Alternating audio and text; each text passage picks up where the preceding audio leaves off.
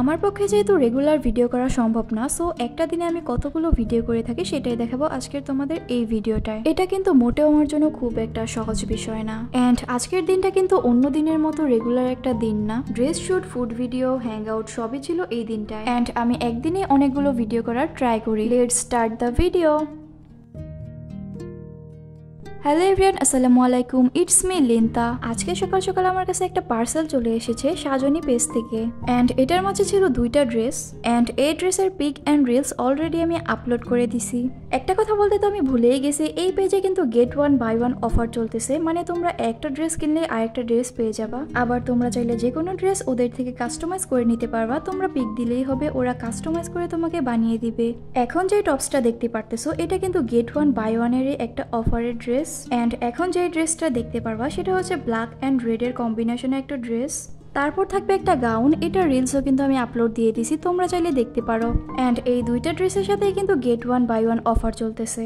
By the way, dress unpack করার পরের দিন আমি চলে গিয়েছিলাম বাকরিবিতে। কেন জানি না এই জায়গাটা আমার কাছে খুবই ভালো লাগে। তো এখানে একটা আমি সিনেমাটিক শুট নিতে চলে এসেছিলাম। এই সিনেমাটিক ভিডিওটা শশীলজে করার কথা ছিল, কিন্তু ওই দিন শশীলজ অফ ছিল, দ্যাটস ওয়াই আমরা এখানেই ভিডিও শুটটা নিয়েছিলাম। অ্যান্ড এই ড্রেসে ভিডিও করার পর এটা চেঞ্জ করে অন্য একটা ড্রেস পরে ফেলছি, যেটা ছিল সাজনী পেজ থেকে। অ্যান্ড এগুলো শেষ করতে করতে প্রায় 2:30 বেজে গেছে। তো এখান থেকে সব কাজ শেষ করে আমরা এখান থেকে বের হয়ে গেলাম। তারপর আমি সোজা চলে গিয়েছিলাম লোহরি রেস্টুরেন্টে। অ্যান্ড এই লোহরি রেস্টুরেন্টটা কিন্তু দুর্গাবাড়ি রোডে। এইটা কিন্তু one kind of rooftop restaurant. And এই রেস্টুরেন্টের ফুল ভিডিও কিন্তু তোমরা আমার পেজে পেয়ে যাবা। আর নতুন নতুন ভিডিও দেখতে হলে তো অবশ্যই আমার পেজে ফলো দিয়ে রাখবা, যাতে নতুন নতুন ভিডিওগুলো তোমাদের কাছে চলে যায়। এই রেস্টুরেন্টটা কিন্তু খুবই সুন্দর, পুরা গ্রিনারি একটা ভাইব। তোমরা ইজিলি ফ্যামিলি নিয়ে এখানে টাইম স্পেন্ড করতে পারবা। আর এখানে কিন্তু কিডস জোন আছে, সো বাচ্চারা ইজিলি এখানে খেলতে পারবে। লোকেশন তো বলেই দিলাম, দুর্গাবাড়ি রোড, ময়মনসিংহ।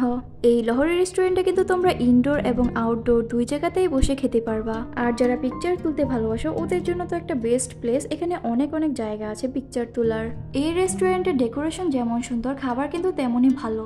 আমি নিয়েছিলাম সেট মেনু, যেটার প্রাইস ছিল 270 টাকা, যেখানে ছিল rice, 2 piece chicken fry, Chinese vegetable and salad. কোয়ান্টিটিও বেশ ভালোই ছিল। আমার ভিডিও কিন্তু এখনই শেষ নয়। তো ফার্স্টে আমি বাকরিবি থেকে চলে এসেছি লহরিতে। এখানে আরও কিছু পিকচার অ্যান্ড ভিডিও নিয়েছি।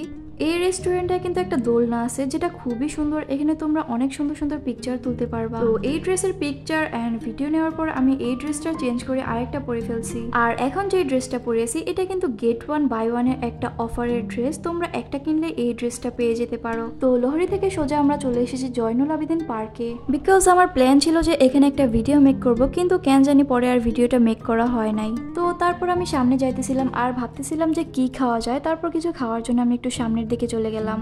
আর এই বিকাল টাইমটায় কিন্তু এখানে অনেক কিছু বসে। তো যেতে যেতে সামনে পড়লো এই ভর্তার দোকানটা, যেখানে অনেক রকমের ভর্তা পাওয়া যায়। অন্যদিকে চোখ না দিয়ে আমি সোজা নিয়ে নিলাম একটা আম ভর্তা। তোমরা কে কি করো আমি জানি না, কিন্তু আম ভর্তা দেখলে আমি ভাতের মতো খাওয়া শুরু করে দিই, এত ভালো লাগে এটা। এই আম ভর্তা বেশি পরিমাণে খাওয়ার জন্য আমার প্রেশার তো একদম লো হয়ে যায়, তারপর আমি এটাকে ছাড়িই না। আম ভর্তার রিভিউ আর আমি কি দিব, আম ভর্তা কি কখনো খারাপ হয় নাকি? বাট এটা মজার ছিল, কাসুন্দি দিয়ে মাখা আম ভর্তা। ভাই, আম ভর্তা কাঠি দিয়ে কারা খায়? যারা টাইম পাস করতে চায় শুধু তারাই আম ভর্তা কাঠি দিয়ে খাবে। এটা কি কাঠি দিয়ে খাওয়ার জিনিস নাকি? আজব। 2 বার কাঠি দিয়ে খাওয়ার পর আমি এটা ফালাই দিয়ে হাত দিয়েই খাওয়া শুরু করে দিছি। এন্ড এই ছিল বিকেলের জয়নুল আবেদিন পার্কের অবস্থা। এখানে অনেক রকমের মজার মজার স্টল ছিল, যেগুলো দেখলেই খাইতে মন চায়।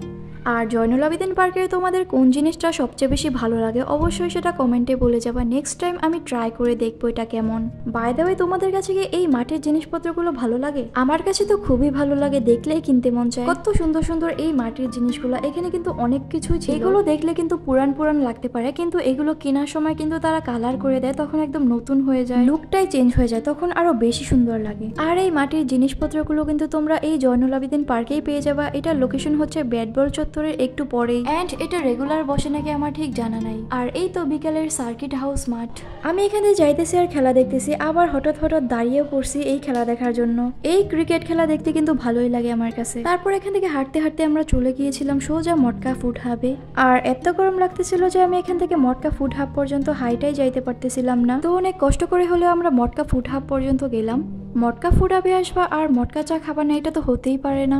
এই গরমের দিনে একটু রিল্যাক্সিং এর জন্য তো মটকা ফুড হাবে আসাই যায়। আর এই গরমে মটকা ফুড হাবের কিন্তু একটা স্পেশালিটি আছে, আর সেটা হচ্ছে এই পানির সাইডটা।